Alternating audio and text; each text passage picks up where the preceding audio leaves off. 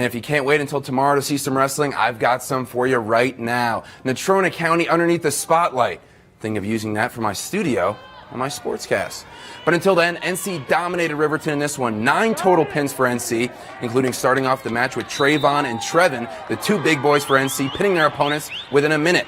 And here you see 182-pounder Briar Benham pinning Mason McCoy, and the moment of the match when he reveals his headgear and shows off that Thor-like hair.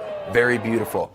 Then as the match finale, it was the All-State offensive lineman Yahav Schraber at 195 pounds pinning Ricky Hoffman. And I call Yahav the Hebrew Hammer because he's fluent in the language and he's a monster on the mat. Last year he finished 3rd in the state, but this year he's after the title. NC beats Riverton in their first home duel of the season, 61-15. Here's Briar and Yahav after winning under the spotlight. I walk out there pretty nervous, but it feels really good when it pays off and you get a win. But it's fun to be out there with your team and win. It just feels really good, just to finish off just strong. Just knowing that everybody, trusts me to win and go out there and put on a show. That's what I try to do every time.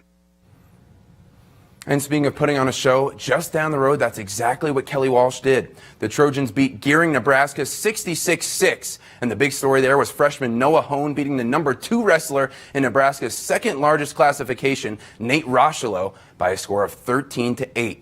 Good for the Trojans and Mustangs right there.